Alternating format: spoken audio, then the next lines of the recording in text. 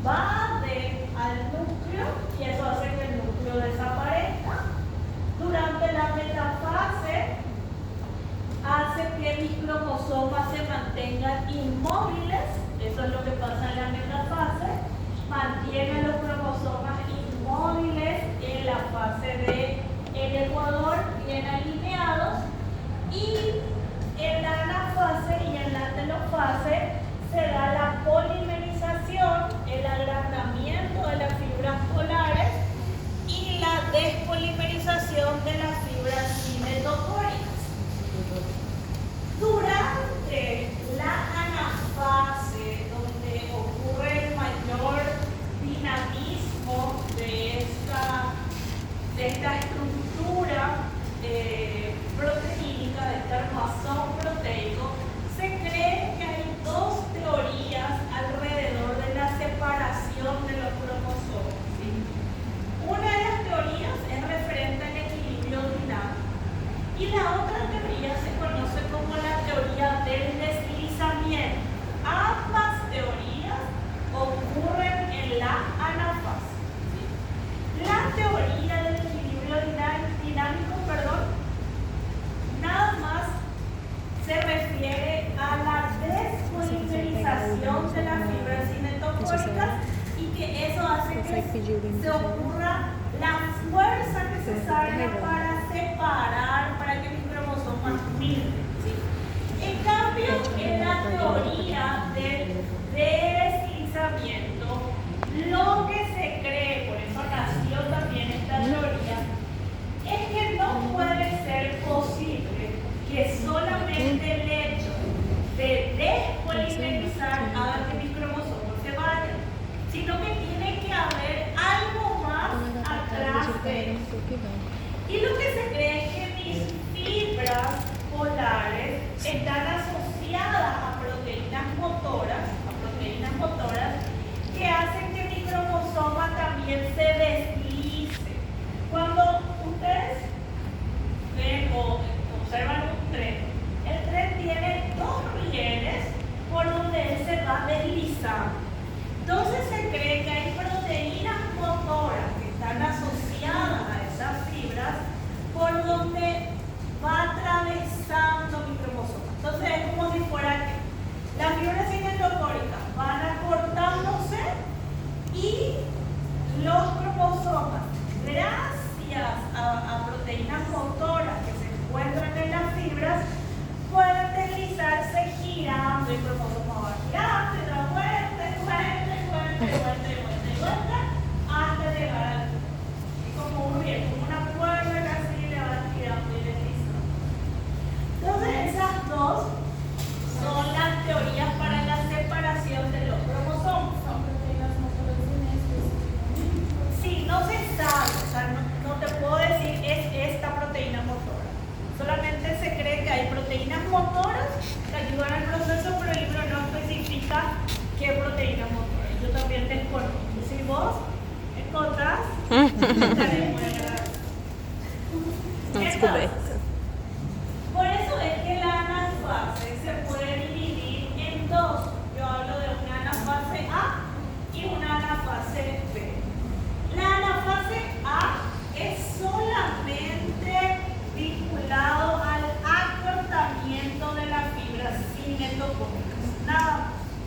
La anafase B vinculado al crecimiento de las fibras polares, que es que en ella se adecuan proteínas motoras para permitir el deslizamiento de los cromosomas.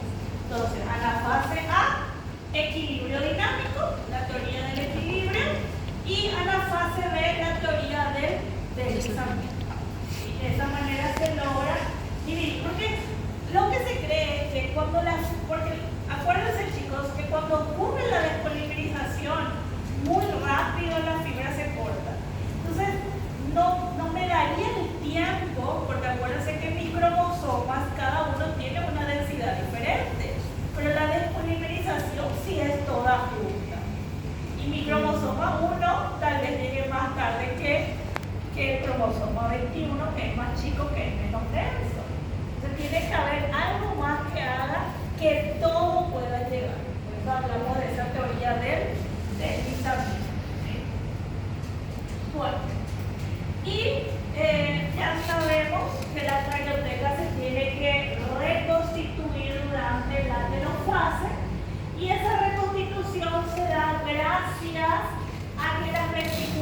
llegan a los polos opuestos y rodean el material genético. Por ese motivo es que durante la mitosis, nuestra producción proteica disminuye. ¿Sí? Y durante la mitosis no se forma ARN. ¿Por qué durante la mitosis no se da la transcripción? ¿Cómo se encuentran mis cromosomas durante la mitosis? ¿Qué va a pasar? Los cromosomas se van, ellos empiezan a condensar. Y si eso se empieza a condensar, cada vez va a volverse más denso, más heterocromático y por ende va a estar transcripcionalmente inactivo. ¿Sí? Y si está transcripcionalmente inactivo, mi ARN no se va a sintetizar.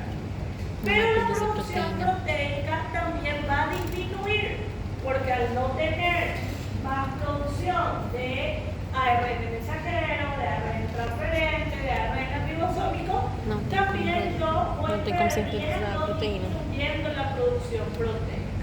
¿Sí? Pero la producción proteica sí ocurre en menor proporción, pero sigue ocurriendo. Porque acuérdense que yo necesito que ella ocurra para que se forme el uso mitótico, para formar diferentes proteínas motoras que van a ayudar a que vaya ocurriendo los procesos de mitosis. ¿Sí? Y en la telofase es donde esos procesos vuelven a recuperarse. ¿Y por qué se recuperan esos procesos en la telofase? ¿Qué se restablece en la telofase? El núcleo y los nucleolos. Entonces, si yo tengo otra vez nucleolos, voy a volver a tener ARN ribosómico, voy a obtener otra vez la maquinaria para hacer la producción proteica. Eso es preguntísima, pero mega preguntísima de razonamiento en el examen. Para hacer una coisa. Que é a produção proteica, ela ocorre pouco na mitocôndria ou na mitose? Mitose ou nessa outra, como é que chama? Tá, na mitose. La mitose. La mitose. ¿Sí? Bueno, chicos, hace rato estábamos conversando acá con estas niñas y solamente para aclarar, si yo les dije, ¿verdad?, que durante la división celular lo que se empaqueta son el sistema endomembranoso, claramente no hay manera de que yo pueda reproducir retículo endoplasmático rugoso, que yo reproduzca retículo endoplasmático liso, sino lo que yo hago es empaquetar y ir haciendo distribuciones también de las mitocondrias, del aparato de Golgi. Por eso es que en cada proceso de división celular también las reacciones metabólicas pueden ir disminuyendo. Por eso a medida que uno va envejeciendo y van ocurriendo cada vez más mitosis, también baja las reacciones bioquímicas, las reacciones metabólicas. ¿Sí? Y yo puedo ir teniendo la distribución de mitocondrias en algunas células más y en otras células menos. Depende del grado de mitosis que ya ha tenido esa célula. Por eso las mitocondrias, yo no tengo 10 mitocondrias en todas las células. Y algunas voy a tener más y algunas voy a tener menos de acuerdo al grado de mitosis que vaya ocurriendo. Por eso envejecemos. Lastimosamente. El problema de todo es que somos seres multicelulares. Si fuéramos unicelulares, pero no podríamos existir. Bueno, entonces, aparte del cuerpo de Fleming, que yo les dije que ese cuerpo de Fleming se forma gracias al remanente que queda de las fibras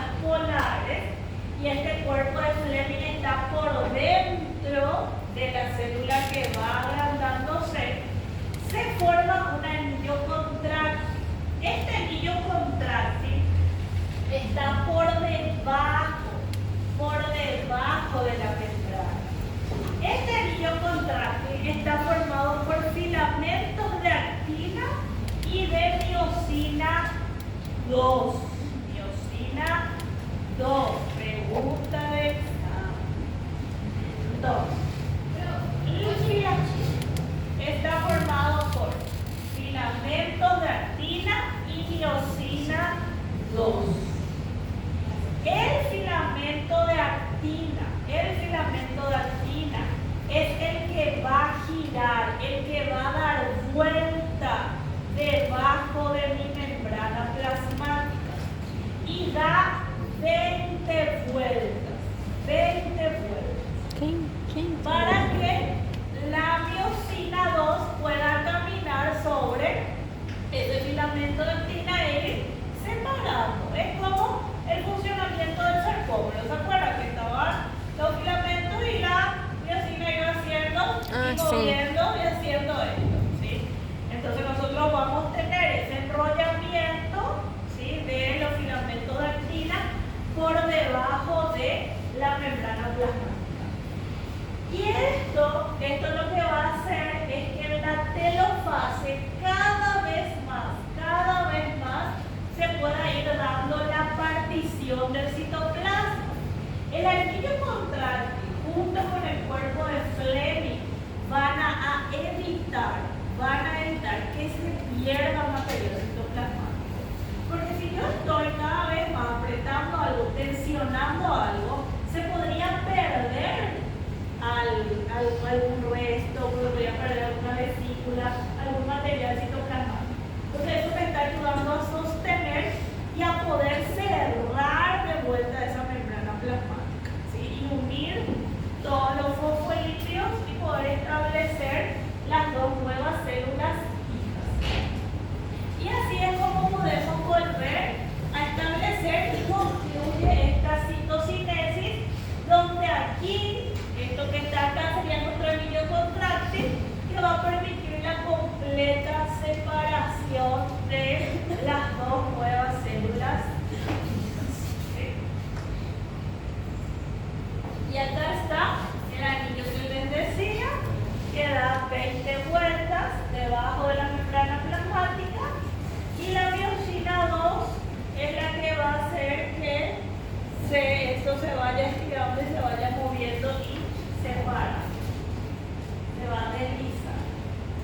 Ok, ahora vamos a hablar de los mecanismos involucrados que van a controlar a este ciclo.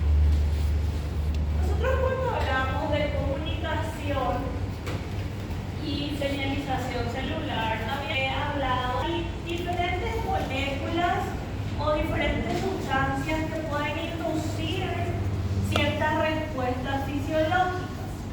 Una de las respuestas fisiológicas que se dan gracias a los procesos de comunicación y señalización celular es claramente que ocurra la mitosis. ¿Sí? Eso es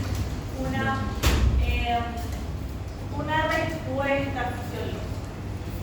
Esto puede ocurrir porque mi célula ya cumplió con su función y tiene una muerte celular programada, como cuando hablamos de los eritrocitos. O también puede ocurrir cuando se tiene que reparar alguna herida. Si yo tengo un corte, si se genera una herida, ya sea por traumática, en el caso de algún corte, o una herida en la membrana, a consecuencia de algún microorganismo, eso va a ser una señal de que hay una respuesta inflamatoria y que nosotros tenemos que ayudar a regenerar esa célula que está siendo dañada. Y hay mecanismos que van a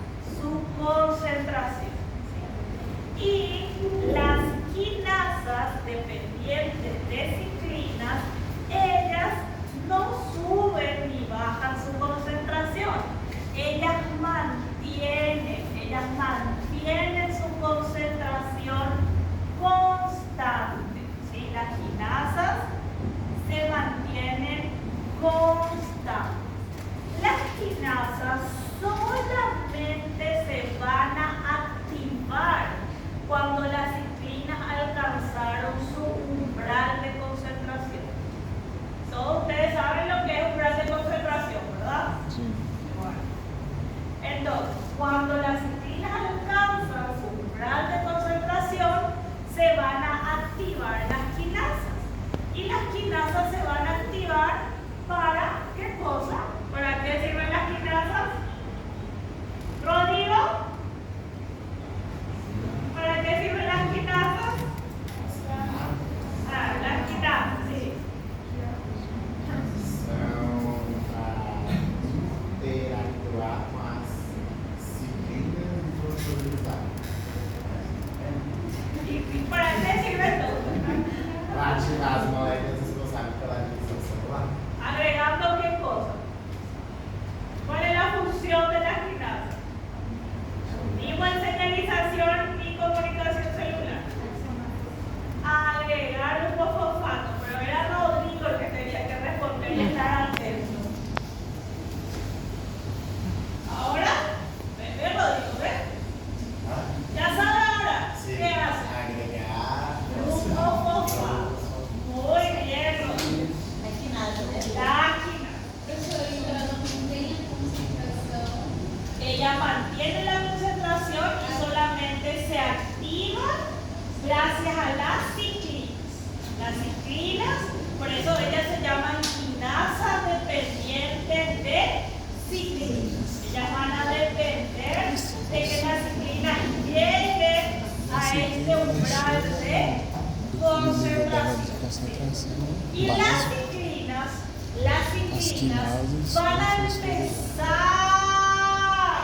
a aumentar su concentración, van a empezar a llegar a este umbral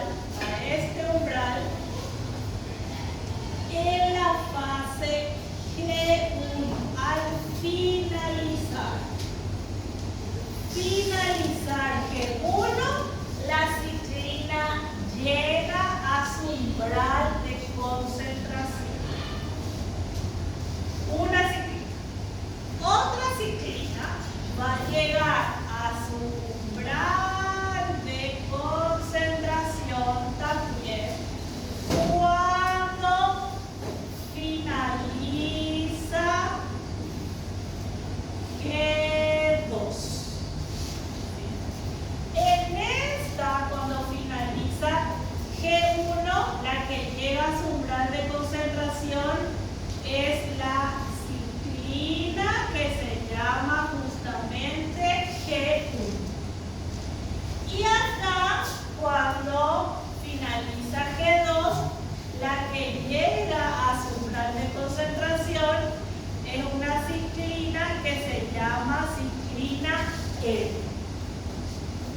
Ciclina M de mitosis.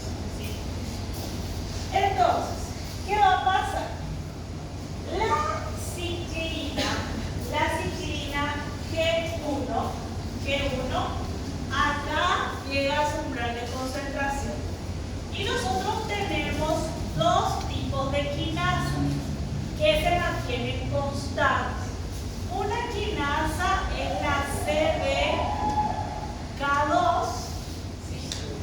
Y otra quinasa se llama CDC2. Una CDK2 y otra CDC2. Estas son las dos quinasas. En el ciclo celular, acá inicia G1. Acá inicia G1. Durante el trayecto en el que ocurre G1 hasta que llega a su umbral, acá concluye G1. Entonces, en este trayecto donde esto alcanza su umbral de concentración, al finalizar, hasta donde ella empieza a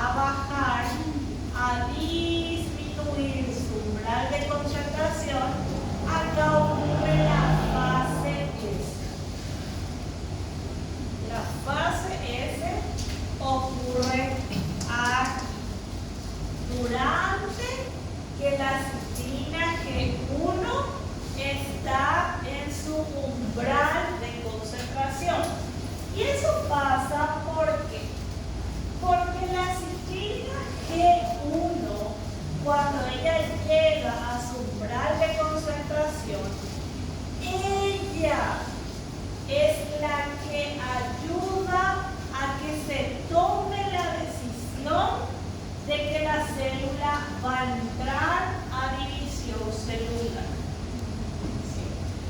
Entonces, en este momento, cuando ella llega acá a su umbral de concentración, lo que va a hacer esta G1 que llegó acá a su umbral de concentración es activar a CD2. La citrina G1 activa CDK2. CDK2, cuando ella está activada, ella va a inducir, CDK2 va a inducir la formación de un complejo que se llama SPF. Este complejo se llama factor promotor de la fase S. Este complejo se llama factor promotor de la fase S. Y él se activa gracias a que la quinasa le agrega fosfato. ¿Y qué va a hacer este complejo promotor de la fase S? Va a hacer que se induzcan, nosotros tenemos nuestro cromosoma. El cromosoma tiene acá un centro. El cromosoma tiene varios puntos. ¿Qué varios puntos forman qué cosas, chicos? Habían tres cosas importantes para la replicación. Orígenes de replicación. Entonces, SPF induce la apertura de los orígenes de replicación. SPF va a hacer que estos orígenes de replicación se abran. ¿Sí? Y de esta manera se pueda iniciar la replicación del material genético. Entonces, el umbral de concentración de la citrina G1 activa a CDK2. CDK2 fosforila al complejo factor promotor de la fase S.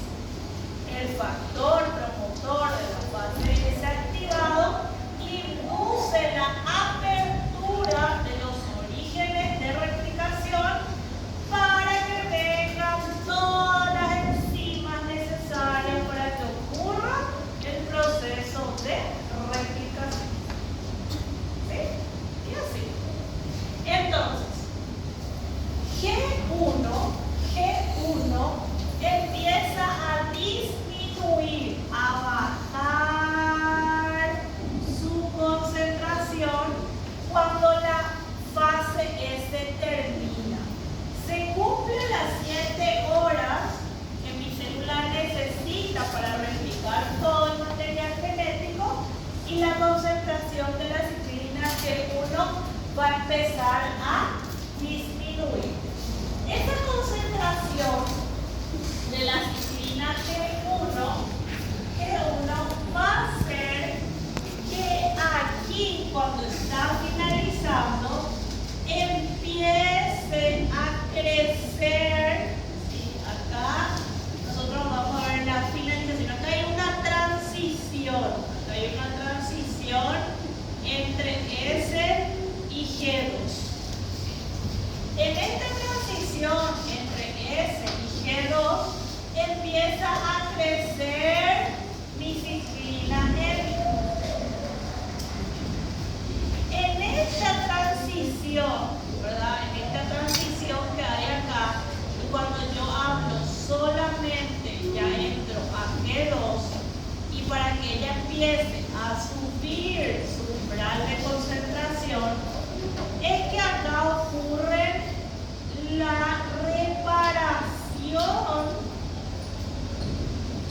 reparación del ADN que pudo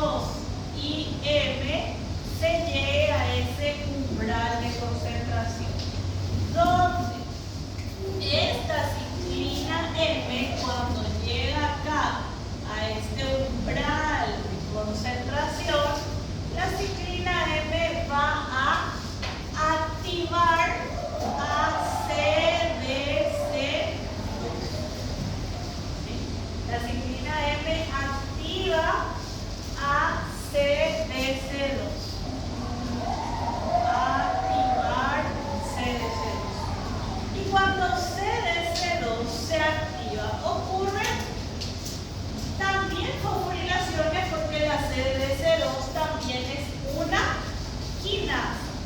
Pero se fosforilan cosas muy específicas, ¿sí?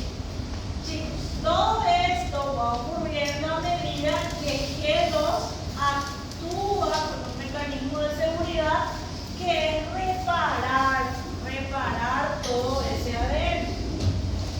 Y lo que se va a empezar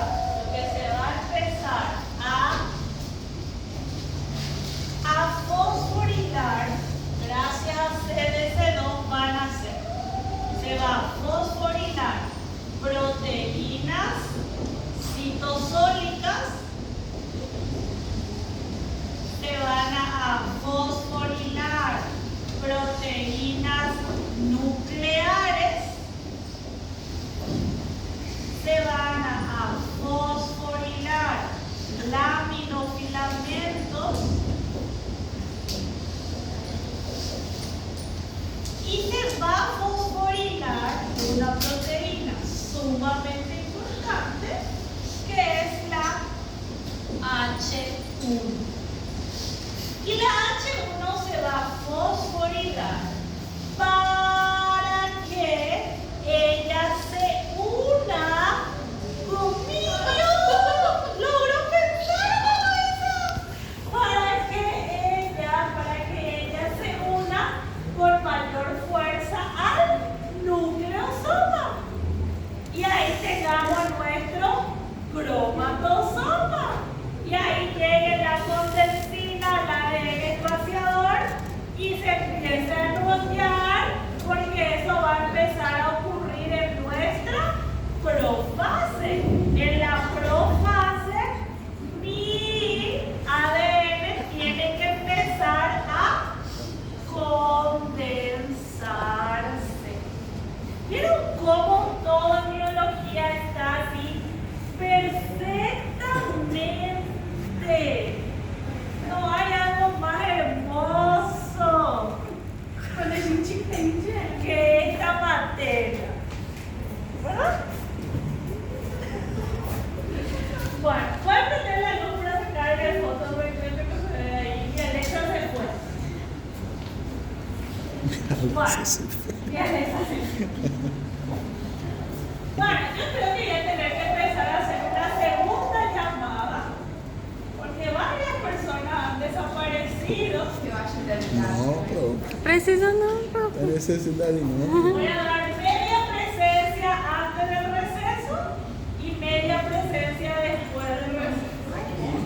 ¿Ah? não presença completa. Não tem necessidade não. Porque se me antoja. Y porque Dios los llamado, yo